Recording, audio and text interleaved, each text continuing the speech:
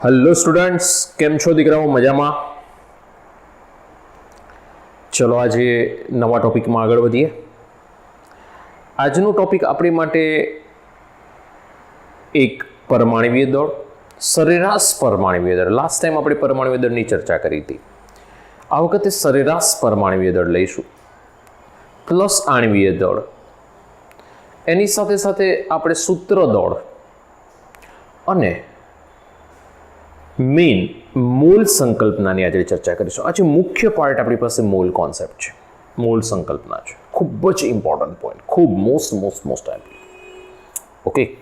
તો દીકરાઓ, નાની નાની ચર્ચાઓ છે, બધા નાના નાના પોઈન્ટ છે. રકમો લખીને મેં તૈયાર રાખી છે એટલે બહુ સમય ન જાય, બરોબર છે. અને રકમો પ્રમાણે આપણે ચાલવાનું છે. તો આગળ વધીશું, ચલો મારી સાથે. સરેરાશ પરમાણુવીય ભાર. હવે સરેરાશ શબ્દથી આપણે પરિચિત છીએ કે સરેરાશ એટલે શું? તો આપણને ખબર છે કે જેટલી રાશિ આપી હોય એ બધી જ રાશિ, જેમ કે મને રકમમાં એમ કીધું છે કે બોરોનના 2 સમસ્થાનિકો છે. સરેરાશ પરમાણુવીય ભાર કોના માટે હોય? કે જ્યારે સમસ્થાનિકો હોય. સમસ્થાનિકો કોને કહેવાય? તો કે જેના પરમાણુ ક્રમાંક સમાન હોય પણ પરમાણુ ભારાંક જુદા જુદા હોય.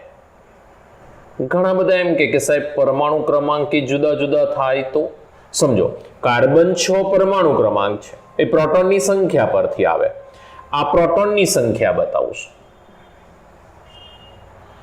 આ શું બતાવે છે? પરમાણુ ભારાંક. પરમાણુ ભારાંક બતાવશે પ્રોટોન પ્લસ ન્યુટ્રોનની સંખ્યા.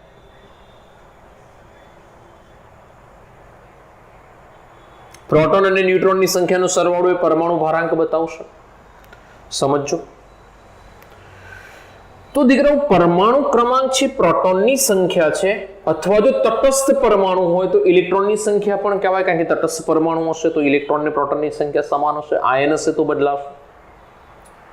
એટલે મેઇન પ્રોટોન પર ડિપેન્ડન્ટ છે. તો પ્રોટોનની સંખ્યા એ જ આપણું પરમાણુ ક્રમાંક રહેશે. પરમાણુ ભારાંક છે દીકરાઓ, એ પ્રોટોન પ્લસ ન્યુટ્રોનની સંખ્યાનો સરવાળો છે.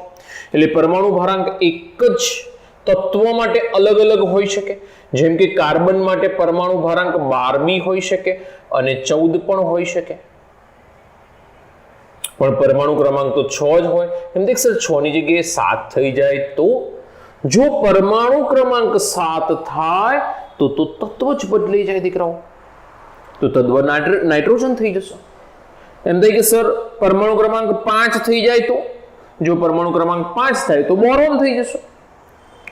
જો આમાં ફેરફાર થાય એટલે કે પ્રોટોનની સંખ્યામાં ફેરફાર થાય એટલે કે પરમાણુ ક્રમાંક બદલાય તો દીકરાઓ આખું તત્વ બદલાઈ જાય. એટલે કોઈ દિવસ પરમાણુ ક્રમાંક બદલાય નહીં. એક તત્વમાં સમસ્થાનિક કોને કહેવાય? કે જેના પરમાણુ ક્રમાંક સમાન હોય પરંતુ પરમાણુ ભારાંક જુદા જુદા હોય, એમને એકબીજાના સમસ્થાનિકો કહેવાય. જેમ કે હાઇડ્રોજન માટે C12 અને C14, C13 પણ છે. બોરોન માટે એ જ પ્રમાણે બોરોન 10, બોરોન 11, 2 સમસ્થાનિકો. જો પરમાણુ ક્રમાંક તો એનો એ જ છે. એ જ પ્રમાણે હાઇડ્રોજન માટે બી છે. હાઇડ્રોજન માટે શું કહી શકો? હાઇડ્રોજન 1 હાઇડ્રોજન 1 હાઇડ્રોજન 1 તો આ શું છે? આને પ્રોટિયમ કહેવાય, ડ્યુટેરિયમ કહેવાય, ટ્રિટિયમ કહેવાય. તો આપણને અહીંયા આગળ ખબર છે કે પ્રોટોનની સંખ્યા એની એ જ રહી, 1 1 1. ન્યુટ્રોનની સંખ્યા બદલાઈ, એવી પણ ડેફિનેશન આપી શકાય. તો એકબીજાના સમસ્થાનિક થઈ ગયા. નીચે લખાય છે પરમાણુ ક્રમાંક છે, ઉપર લખાય છે ને પરમાણુ ભારાંક કહેવાય. એક વખત નીચે ફરીથી લખી આપું તમને, એટલે નોટ્સમાં લખવું હોય તો તમારે કામમાં આવે. પરમાણુ ક્રમાંક કોને કહેવાય ને પરમાણુ ભારાંક કોને કહેવાય? મારી પાસે ધારો કે અત્યારે હાલ કાર્બન લઈ લો, કાર્બન 6 12, કાર્બન 6 14. તો આને શું કહેવાશે? પરમાણુ ક્રમાંક. પરમાણુ ક્રમાંકની સંખ્યા કેટલી હોય? પ્રોટોનની સંખ્યાની જેટલી હોય. આને શું કહેવાય? પરમાણુ ભારાંક. આની સંખ્યા કેટલી હોય? તો કે પરમાણુ ભારાંક એ પ્રોટોનની સંખ્યા વત્તા ન્યુટ્રોનની સંખ્યાનો સરવાળો છે. બરોબર છે. તો આ પરમાણુ ક્રમાંક, આ પરમાણુ ભારાંક. જો પરમાણુ ભારાંકમાં ફેરફાર થાય ને તો સમસ્થાનિક બને, સમજો. અને જો પરમાણુ ક્રમાંકમાં ફેરફાર થાય તો તત્વ બદલાય. આખું તત્વ બદલી જાય. એમડેક્સલ 6 ની જગ્યાએ 7 થાય તો સીધું નાઇટ્રોજન થઈ જાય. જો પરમાણુ ક્રમાંક બદલાય એટલે કે પ્રોટોનની સંખ્યા બદલાય, જો પ્રોટોનની સંખ્યા બદલાઈ તો આખું તત્વ બદલાઈ ગયું. દીકરાઓ ધ્યાન રાખજો, નાની વસ્તુ પણ ઇમ્પોર્ટન્ટ છે. તો પરમાણુ ભારાંક બદલાઈ રહ્યા છે તેને એકબીજાના સમસ્થાનિક કહેવાશે. આપણે અત્યાર સુધી જે પણ બી પરમાણુ ભારાંકનો યુઝ કર્યો છે દીકરાઓ, એ સરેરાશ પરમાણુ ભારાંકનો યુઝ કરેલો છે. બરોબર છે. સરેરાશ પરમાણુ ભારાંકનું સમીકરણ, સરેરાશ આપણને આમે શોધતા આવડે છે કે જેટલા પણ બી પરમાણુ આપ્યા હોય, જેમ કે મને C6 C12 C614 C613 જેટલા પણ બી પરમાણુ આપ્યા હોય એ દરેક પરમાણુનું ટકાવાર પ્રમાણ આપશે. જેમ કે મને આ રકમમાં આપેલું છે, જુઓ સમજો તમે.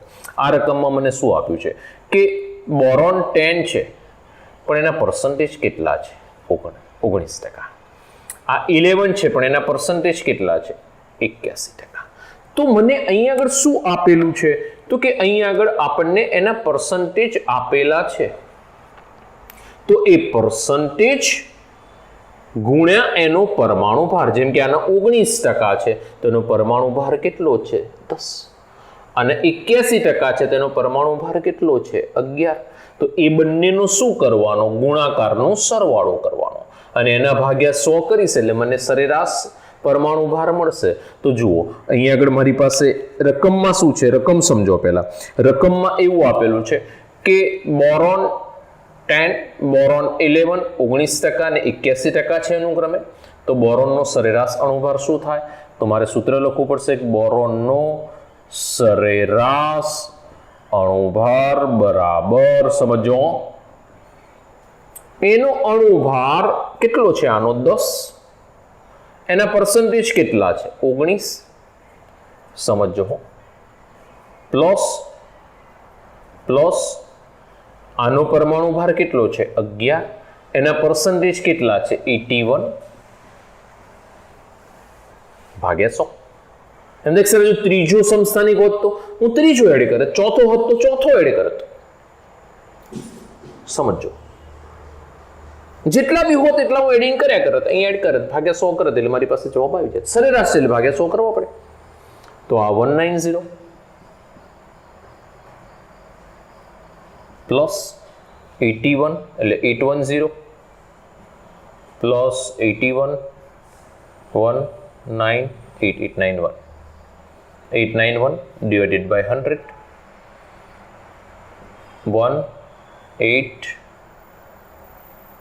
10 divided by 100 10.81 કેટલો આવશે સરેરાશ અણુભાર? 10.81 યુનિફાઈડ માસ. યુનિફાઈડ માસ એકમ. એનો આપણે લાસ્ટ ટાઈમ કહીને આવ્યા હતા, ક્યાં EMU લખો, ક્યાં યુનિફાઈડ માસ લખો, કોઈ પણ બી લખશો ચાલશે. બરોબર છે. હવે એ જ પ્રમાણે મારી પાસે 6 કાર્બન છે, 12 કાર્બન 13 કાર્બન 14, દરેકના પર્સન્ટેજ આપ્યા છે, દરેકના પરમાણુ ભાર આપ્યા છે, પર્સન્ટેજ આપ્યા છે, પરમાણુ ભાર આપ્યા છે, પર્સન્ટેજ આપ્યા છે, પરમાણુ ભાર આપ્યા છે. એમનું મને તમારે સરેરાશ પરમાણુ ભાર શોધીને આપવાનો. આ રીતે આવડશે ને? પરમાણુ ભાર ગુણ્યા પર્સન્ટેજ, પરમાણુ ભાર ગુણ્યા પર્સન્ટેજ, પરમાણુ ભાર ગુણ્યા પર્સન્ટેજ. અપૂર્ણાંક જવાબ આવશે, ડોન્ટ વરી. અપૂર્ણાંક આવે છે પણ આપણે પછી નજીકનો પૂર્ણાંક લઈને ગણતરીમાં લઈએ છીએ સામાન્ય રીતે. બરોબર છે. ચલો આણ્વીય દળ. આમ તો આપણે આણ્વીય દળ શોધતા આવ્યા છીએ. આણ્વીય દળ જોઈએ તો આણ્વીય દળ દીકરાઓ આપણે શોધવું છે તો પહેલું એક સંયોજન લઈ લઈએ, H2SO4 અથવા તો H2O. પહેલા સિમ્પલ લઈ લઈએ. ચલો, તો H2O નો આણ્વીય દળ મારે શોધવું છે તો સૂત્ર શું બને? સમજો હો. બે હાઇડ્રોજન છે, જુઓ 2 હાઇડ્રોજન છે તો 2 હાઇડ્રોજનનું પરમાણ્વીય દળ પ્લસ ઓક્સિજન છે ઓક્સિજનનું પરમાણુય દળ કેટલો ઓક્સિજન છે? એક જ છે, તો એક વડે મલ્ટીપ્લાય કરીશું. હાઇડ્રોજન કેટલા હતા? 2, તો 2 વડે મલ્ટીપ્લાય કર્યા. તો હાઇડ્રોજનનું પરમાણુય દળ કેટલું? અત્યારે હું અપૂર્ણાંક નથી લેતો, પૂર્ણાંક કિંમતો લઈને ચાલુ છું. આમ તો આપણને ખબર છે, આપણે ગઈકાલે ચર્ચા કરી હતી 10078 આવ્યું હતું, પણ અહીંયા આગળ હું 1 લઈને જ ચાલુ છું અત્યારે. હાલ એક યુનિફાઈડ માસ અને ઓક્સિજનનું કેટલું છે? 16 યુનિફાઈડ માસ. તો આ 2 અને આ 16 કેટલું થઈ ગયું? 18 યુનિફાઈડ માસ. એ જ પ્રમાણે ઉદાહરણ લઈએ આપણે ઘણા બધા ઉદાહરણ લઈએ છીએ. બીજું ઉદાહરણ લઈએ, CO2 નો આણ્વીય દળ કેટલું થાય? તો CO2 બરાબર કાર્બનનો પરમાણુય દળ પ્લસ 2 ઓક્સિજનનું પરમાણુય દળ. તો કાર્બનનું પરમાણુય દળ કેટલું છે? 12. ઓક્સિજનનું પરમાણુય દળ કેટલું છે? 16. તો 16 દુ ને 32 ને 12 44 યુનિફાઈડ માસ. બરોબર છે? આવડશે? એક સ્ક્રીનશોટ લઈ લો. હું ઉપરનો ભાગ સાફ કરું છું, ઉપર બીજા અણુભાર શોધીએ. ઓકે, ચલો એ શોધીએ. પહેલા બાજુનું લઈ લઈએ, પછી આપણે અણુભારની વધારે પ્રેક્ટિસ કરીએ છીએ. અણુભારની બીજી પ્રેક્ટિસ કરાવડાવું છું, એટલે આવડશે. સૂત્રદળમાં દીકરાઓ ધ્યાન રાખજો. સૂત્રદળ કોને કહેવાય? નાની 3 રાશિ છે. એક સરેરાશ પરમાણુય દળ, આણ્વીય દળ અને હવે સૂત્રદળ. NaCl નું બંધારણીય એકમ, ઉદાહરણ તરીકે આપણે NaCl લીધેલો છે. તો NaCl નો બંધારણીય એકમ તરીકે સ્વતંત્ર અણુ ધરાવતો નથી. એકચ્યુઅલમાં NaCl છે ને, એમાં એવું છે, એક Na ની આસપાસ 6 Cl- હોય. દેખ સર, એવું કેવી રીતે શક્ય બને? તો એકચ્યુઅલમાં એની 3D આકૃતિ જુઓ ને NaCl ની, તો Na પ્લસ છે ને અને Cl માઇનસ ખૂણા ઉપર હોય, Na પ્લસ જે છે ખૂણાને બાજુ ઉપર Cl માઇનસ હોય, ધારી પર Na પ્લસ હોય. ટૂંકમાં એ પ્રમાણે 3D આકૃતિ જુઓ ને તો યાદ રાખો, અત્યારે હાલ 12મા ધોરણના પહેલા જ ચેપ્ટરમાં 3D આવી જશે. એના માટે કે 3D માં અત્યારે મથવાની જરૂર નથી. એટલું યાદ રાખો કે NaCl નો સવર્ગાંક 6 છે, Na પ્લસ નો સવર્ગાંક બી 6, Cl માઇનસ નો પણ 6 સવર્ગાંક. સવર્ગાંક એટલે શું? ધન આયનની આસપાસ રહેલા ઋણ આયનની સંખ્યાને એનો સવર્ગાંક કહેવાય. તો એક Na પ્લસ કેટલા Cl માઇનસ થી વીંટળાયેલો હશે? 6 Cl માઇનસ થી વીંટળાયેલો હશે. એક Cl માઇનસ કેટલા Na પ્લસ થી વીંટળાયેલો હશે? 6 Na પ્લસ થી વીંટળાયેલો હશે. ધ્યાન રાખજો. એટલે કે NaCl છે એ એક Na પ્લસ 6 Cl માઇનસ, એટલે Na પ્લસ નો સવર્ગાંક કેટલો કહેવાય? 6. ધ્યાન રાખજો મારો શબ્દો, નોટ પેન થી લખતા રહેજો. આ શબ્દને શું કહેવામાં આવે છે? સવર્ગાંક. ધન આયનની આસપાસ રહેલા ઋણાયનની સંખ્યાને એનો સવર્ગાંક કહેવાય, અથવા તો ઋણાયનની આસપાસ રહેલા ધન આયનની સંખ્યાને શું કહેવાશે? એનો સવર્ગાંક કહેવાશે. તો Cl માઇનસ નો સવર્ગાંક પણ 6, Na પ્લસ નો સવર્ગાંક પણ 6. એટલે કે NaCl નું સૂત્ર, એનું સૂત્રદળ શોધવા માટે ખાલી વપરાય છે. એકચ્યુઅલમાં 6 Na 6 Cl માઇનસ એવું હોય, પણ એનું સૂત્રદળ આપણે સામાન્ય રીતે એનું સૂત્રદળ શોધવા માટે એનું નક્કી કરીએ છીએ કે NaCl છે. તો દીકરાઓ, એનું સૂત્રદળ કેવી રીતે નક્કી થાય? તો એનું સૂત્રદળ નક્કી કરવા માટે જો NaCl નું સૂત્રદળ બરાબર Na નું પરમાણુય દળ પ્લસ Cl નું પરમાણુય દળ. તો Na નું પરમાણુય દળ કેટલું છે? 23. Cl નું કેટલું છે? 35.5. યુનિફાઈડ માસ તો 58.5 યુનિફાઈડ માસ. તો દીકરાઓ, આ જે મળી ગયું ને એનું સૂત્રદળ મળી ગયું. બરોબર છે? તો આ આપણી પાસે 3 રાશિઓ છે: સરેરાશ પરમાણુય ભાર, આણ્વીય દળ અને સૂત્રદળ. એક વખત સ્ક્રીનશોટ લઈ લો અને પછી આણ્વીય દળની વધારે પ્રેક્ટિસ આપણે કરીએ છીએ. પહેલા તમે આટલાનો એક સ્ક્રીનશોટ લઈ લો. ચલો દીકરાઓ, નેક્સ્ટમાં આપણી પાસે અણુભારની થોડી પ્રેક્ટિસ કરી લઈએ. કારણ કે આણ્વીય દળ છે ને એ દીકરાઓ ઉપયોગમાં બહુ બધા આવશે અને ઘણી બધી જગ્યાએ આપણે દાખલાઓમાં અને ઘણી બધી જગ્યાએ આપણે ઉપયોગમાં લેવાના છે ને.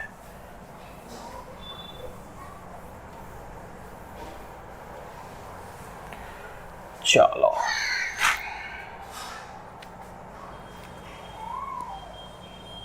H2SO4 નો આણ્વીય દળ બરાબર ઘણા બધા છોકરાઓને ક્વેશ્ચન માર્ક એવો આવશે કે પરમાણ્વીય દળ શું, તો પરમાણ્વીય દળ દીકરાઓ તમને આપી દેશે રકમમાં, ચિંતા ન કરશો. અમુક યાદ રાખવા પડશે. હાઇડ્રોજનનું યાદ રહેવું જોઈએ, ઓક્સિજન યાદ રહેવું જોઈએ, નાઇટ્રોજન યાદ રહેવું જોઈએ, સલ્ફર યાદ રહેવું જોઈએ, કાર્બનનું યાદ રહેવું જોઈએ. આવા જે 5-7 છે તમને પ્રેક્ટિસ કરશો આવી જ જશે, બધા એમાં આવશે જ, ડોન્ટ વરી. એના માટે અલગથી કંઈ યાદ રાખવાની જરૂર નહીં. જેમ કે સલ્ફર ઘડીએ પડી આવશે, ઓક્સિજન આવશે, હાઇડ્રોજન આવશે, કાર્બન આવશે, આ બધા આવ્યા કરશે. ચલો હાઇડ્રોજનનો કેટલો થાય તો કે હાઇડ્રોજન કેટલા છે પહેલા તો 2, તો 2 ગુણ્યા હાઇડ્રોજનનું પરમાણ્વીય દળ પ્લસ સલ્ફર 1 છે એટલે 1 ગુણ્યા સલ્ફરનું પરમાણ્વીય દળ પ્લસ 4 ગુણ્યા ઓક્સિજનનું પરમાણ્વીય દળ.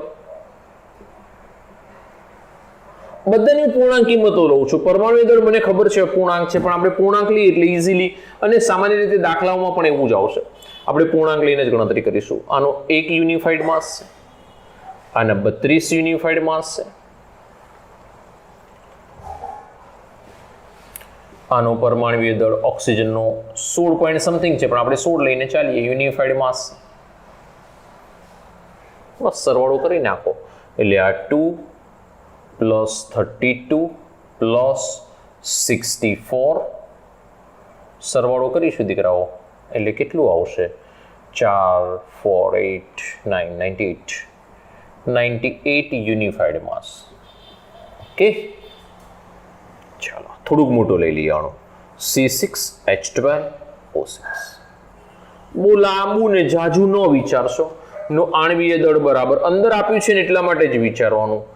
શું આપ્યું છે? 6 કાર્બન છે તો 6 કાર્બનનું પરમાણ્વીય દળ પ્લસ 12 હાઇડ્રોજન છે, 12 હાઇડ્રોજનનું પરમાણ્વીય દળ પ્લસ ઓક્સિજન 6 છે, 6 ઓક્સિજનનું પરમાણ્વીય દળ. બસ આ બધાનો સરવાળો કરી નાખો. 6 કાર્બનનો 12 યુનિફાઈડ માસ, હાઇડ્રોજનનો 1 યુનિફાઈડ માસ, ઓક્સિજનનો 16 યુનિફાઈડ માસ. તો 72 પ્લસ 12 પ્લસ 96 6 2 2 એટલે 0 1 180 યુનિફાઈડ માસ. આવડશે હવે C12H22O11. આ છે ને દીકરાઓ એકચ્યુઅલમાં ગ્લુકોઝ છે, આ છે ને સુક્રોઝ છે, ખાંડ.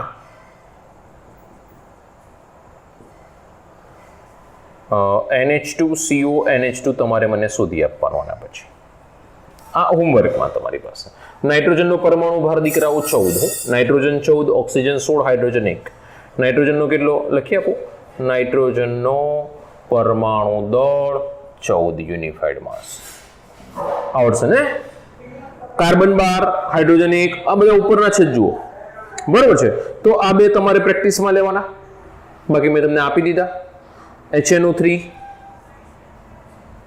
બહુ બધા છે, જેટલા સંયોજન એ બધાનો આણ્વીય દળ આવે. HNO3 જો નાઇટ્રોજન ઉપર આપી દીધું છે, HNO ઉપરથી તમને મળી જશે. HCl બરોબર છે, KOH, NaOH. હવે અમુક ના મળે તો જાતે ચોપડીમાંથી શોધજો, મળશે. ચલો ત્યારે મોલ કોન્સેપ્ટ, મોલ સંકલ્પના.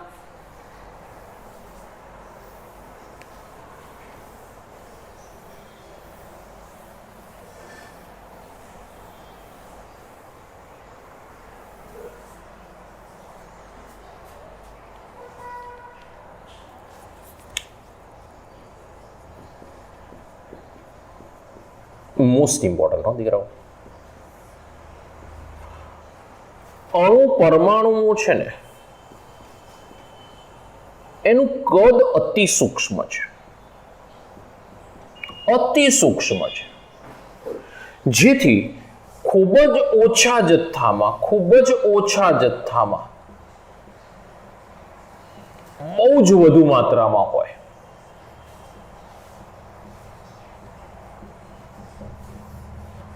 ઓછો જથ્થો હોય તો એના પરમાણુની સંખ્યા, અણુની સંખ્યા બહુ જ બધી હોય, અને એ અણુની ને પરમાણુની સંખ્યા દર્શાવવા માટે મોલ કોન્સેપ્ટનો યુઝ કરવામાં આવેલો છે. એવોગેડ્રો નામના વૈજ્ઞાનિકે આપણને આપેલો છે. એવોગેડ્રો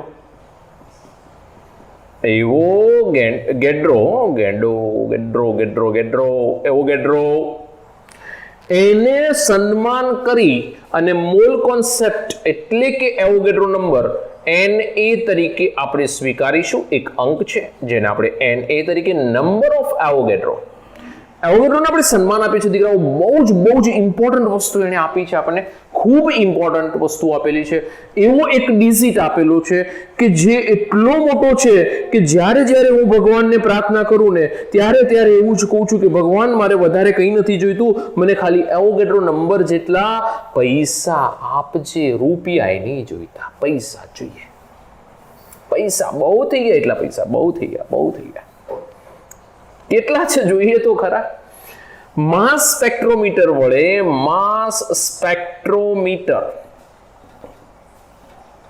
દ્વારા એક કાર્બન C12 પરમાણુનું વજન 1.99 26 48 ગુણ્યા 10⁻23 ગ્રામ જેટલું મળે છે. યાદ રાખવું પડશે. આ માસ સ્પેક્ટ્રોમીટર વડે આવ્યું એટલે ચોક્કસ વજન આવ્યું. હવે 1 મોલ કાર્બન પરમાણુ લઈ લો ને દીકરાઓ, 1 મોલ C12 પરમાણુ લઈ લો ને તો એનું વજન 12 ગ્રામ છે. એક C12 પરમાણુનું વજન 12 ગ્રામ છે. તો હવે શું થયું સમજો. હવે એક 83 સરસ બનાવીએ કે જો સમજો, હવે 1 મોલની અંદર પરમાણુની સંખ્યા શોધવી છે તો હું 83 સરસ બનાવું. યાદ રાખજો, 1.99 26 48 ગુણ્યા 10⁻23 ગ્રામ 10⁻23 ગ્રામ C12 પરમાણુઓ લઉં તેમાં એક C12 પરમાણુ હાજર છે. જો હું આટલું વજન લઈ રહ્યો છું C12 નું તો એમાં એક પરમાણુ હાજર છે. તો 12 ગ્રામ C12 પરમાણુ લઉં. 12 ગ્રામ એટલે કેટલા થાય? 1 મોલ. 1 મોલ જોઈ લો, 1 મોલ. તો 12 ગ્રામ C12 પરમાણુ લઈ લઉં તો એની અંદર પરમાણુની સંખ્યા કેટલી થાય? થઈ ગઈ 83. સમજો, એટલે કે 12 ગુણ્યા 1 ભાગ્યા 1.99 26 48 ગુણ્યા 10⁻23 એટલે કે આને 2 વડે ભાગો દીકરાઓ. આ સિમ્પલ 2 જ થયા. 1.99 એટલે 12 ગુણ્યા 1 ભાગ્યા 1.99 એટલે કે 6.022 ગુણ્યા 10⁻23 C12 પરમાણુની સંખ્યા થઈ ગઈ. એટલે કે આટલા પરમાણુઓ પ્રતિ મોલમાં હાજર હશે. પ્રતિ મોલમાં આટલા પરમાણુ 12 ગ્રામમાં એટલે કે પ્રતિ મોલ થયા ને. 1 મોલની અંદર કેટલા છે? 12 ગ્રામ. એટલે 12 ગ્રામ વજન લઉં છું, ઇટ મીન્સ કે કેટલું થયું? 1 મોલ વજન થયું દીકરાઓ. તો 1 મોલ કાર્બન પરમાણુમાં સંખ્યા, 1 મોલમાં કાર્બન પરમાણુની સંખ્યા 6.022 ગુણ્યા 10⁻23. દીકરાઓ વિચારો, 10⁻23 એટલે કેટલો મોટો ડિજિટ થયો. એટલે એને 10ની ઘાતમાં આપણે બતાવીએ છીએ. આમ તમે લખો તો 6.022 લગાડવા. એટલી મોટી ડિજિટ હું લખવા નથી બેસતો, તમે લખી શકશો. બીજી વસ્તુ, આની પરથી કોન્સેપ્ટ આવ્યો. આ અંકને પહેલા તો એવોગેડ્રો અંક કહેવામાં આવે. This is Na. આ રીતે એ લખાશે, કેપિટલ A. YAN લખો એટલે ઓકે Na છે, YAN પણ આપણે N જ રાખીશું. એવોગેડ્રો અંકને પૂરેપૂરું સન્માન, નંબર ઓફ એવોગેડ્રો આપવામાં આવેલું છે. બીજું દીકરાઓ, એક ચંડાલ ચોકડી યાદ રાખવાની છે. બહુ જ ઇમ્પોર્ટન્ટ એક ચંડાલ ચોકડી છે. ચંડાલ ચોકડી બહુ જ ખતરનાક છે. ચંડાલ ચોકડીને સમજો દીકરાઓ. 1 મોલ સમજો સમજો સમજો. હું ચંડાલ ચોકડી છે ને એને રેડ પેન વડે લખું. રેડ પેન વડે 12મા ધોરણ સુધી, ચોથા સેમિસ્ટર સુધી બહુ જ કામમાં આવશે. બહુ જ એટલે ઘડીએ પડી ગમે ત્યારે આ તૂટી પડશે. 1 મોલ. હવે મોલ કોને લગાડીશું ને કેમ લાગશે ચર્ચા કરીએ આપણે. 1 મોલ અણુ, પરમાણુ કે આયન લઈ લો ને દીકરાઓ, એટલે કે એનું વજન છે ને, વજન, એના પરમાણુ ભાર, પરમાણુ હોય તો પરમાણુ ભાર, અણુ હોય તો અણુ ભાર જેટલું થાય. એમ થાય કે મોલ કોન્સેપ્ટનો યુઝ ક્યાં થાય દીકરાઓ? તો મોલ કોન્સેપ્ટનો યુઝ, ધ્યાન રાખજો, મોલ કોન્સેપ્ટનો યુઝ અણુની સંખ્યા, પરમાણુની સંખ્યા, ઇલેક્ટ્રોનની સંખ્યા, બરાબર છે, આયનની સંખ્યા, કણની સંખ્યા, આ બધું શોધવા માટે મૂળ કોન્સેપ્ટ ઉપયોગી છે. આ બધું શોધવા માટે, બધું જ આવી ગયું અંદર. અણુની સંખ્યા, પરમાણુની સંખ્યા, ઇલેક્ટ્રોનની સંખ્યા, આયનની સંખ્યા, કણની સંખ્યા, બધું જ શોધવા. તો આ આટલું વજન ધરાવશે, પરમાણુ ભાર કે અણુ ભાર જેટલું. 1 મોલ લઉં ને એટલે એનું વજન અણુ ભાર કે પરમાણુ ભાર જેટલું. 1 મોલ પદાર્થ લઉં ને એટલે એની અંદર અણુની સંખ્યા કે પરમાણુની સંખ્યા, ધ્યાન રાખજો, ઇન શોર્ટ સંખ્યા કે જે 6.022 ગુણ્યા 10⁻23 જેટલી હશે. જેની અંદર અણુ હોય તો અણુ સંખ્યા, હજુ મારા શબ્દો સાંભળજો, પરમાણુ હોય તો પરમાણુની સંખ્યા, ઇલેક્ટ્રોન હોય તો ઇલેક્ટ્રોનની સંખ્યા. ઇન શોર્ટ હું એને કરી નાખું છું એટલે બધું આવી ગયું. અણુ, પરમાણુ, આયન, ઇલેક્ટ્રોન, ઇન શોર્ટ એને. બીજું, 1 મોલ પરમાણુ લઈશું તો એનું એસટીપી એ કદ, વાયુ માટે, ખાસ કરીને વાયુ માટે, વાયુનું કદ 22.4 લીટર થાય. ફિક્સ અંક છે, સહેજ બી ચેન્જ ન થાય. એટલે કે હું આ ચંડાલ ચોકડીને જોઈન કરું છું. જો ચંડાલ ચોકડીને હું જોઈન કરું છું, બહુ જ ધ્યાન રાખજો. 1 મોલનું વજન એના અણુભાર જેટલું હોય, એટલે કે અણુભાર જેટલું વજન એટલે 1 મોલ. 1 મોલમાં પરમાણુ, અણુની સંખ્યા 6.022 ગુણ્યા 10⁻23 હોય. 1 મોલનું એસટીપી એ કદ વાયુનું 22.4 લીટર હોય. એટલે કે વજનની અંદર સમજો, આ આમાં ગયું, આ આમાં ગયું, આ આમાં ગયું, તો ડાયરેક્ટ એકબીજામાં પણ કન્વર્ઝન થાય. આમાંથી આમાં કન્વર્ઝન થાય, આમાંથી આમાં થાય, આમાંથી આમાં થાય, ડાયરેક્ટ એકબીજામાં કન્વર્ટ થઈ શકે. બધા ચંડાલ ચોકડી બહુ ખતરનાક. એટલે કે હું પરમાણુ ભાર જેટલું વજન લઉં ને દીકરાઓ, તેમાં અણુની સંખ્યા કેટલી હોય? એવોગેડ્રો અંક જેટલી. જુઓ, અહીંથી નામ આવો અથવા તો અહીંથી સીધા અહીં આગળ આવો. પણ આ ગણતરી છે ને લાંબી થઈ જશે આગળ જતા, ડાયરેક્ટ સીધું યુઝ કરીશું. એસટીપી એ કદ કોઈ મને કેમ તો કેમ કે વાયુનું વજન કેટલું છે? અણુભાર જેટલું છે. એસટીપી એ છે, હા, તો એનું કદ 22.4 લીટર જ થાય. ફિક્સ. આ બધા જે બી ડિઝિટ આવે છે ને બધા ફિક્સ બતાવે છે. હવે એમ થાય કે આવું બધું કેમ? તો અત્યારે રોજિંદી જિંદગીમાં આપણે શું કરીએ છીએ? જુઓ, ઘણી બધી વખત અમુક વસ્તુઓ લેવા જઈએ ને તો ડઝન એટલે 12 નંગ. પછી જોડનો ઉપયોગ કરીએ છીએ, 1 જોડી એટલે કેટલા? 2 નંગ, બરોબર છે.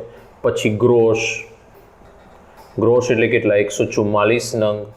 કોડી એટલે કેટલા? 20 નંગ. પતંગ લેવા જઈએ ને ખાસ ત્યારે કોડીનો યુઝ કરીએ છીએ. તો દીકરાઓ આ બધા તો આપણે યુઝ કરીએ જ છીએ. હવે એક નવો અંક આવ્યો કે જે ઇલેક્ટ્રોન, અણુ, પરમાણુ, આયન, કણ બધાની સંખ્યા શોધવા માટે વપરાય. બહુ જ ઇમ્પોર્ટન્ટ. આ ચંડાલ ચોકડી બહુ જ ઇમ્પોર્ટન્ટ, ખૂબ ઇમ્પોર્ટન્ટ. Most IMP. કશું યાદ ના રહે ને આમાંથી તો આ યાદ રાખજો ખાસ. બહુ જ ઇમ્પોર્ટન્ટ. આ કન્વર્ઝન ધ્યાન રાખજો. મેં જે એરો માર્યા દીકરાઓ એ બહુ ઇમ્પોર્ટન્ટ છે. 1 મોલની અંદર વજન આટલું જ થાય, 1 મોલમાં કદ આટલું જ થાય, 1 મોલ અણુની સંખ્યા આટલી જ થાય, પરમાણુની સંખ્યા આટલી જ થાય. તો આ વસ્તુ આપણા માટે ઇમ્પોર્ટન્ટ છે. તો આજે આટલી સુધી રાખીશું. ફટાફટ એક સ્ક્રીનશોટ લઈ લો. Okay, good day, thank you.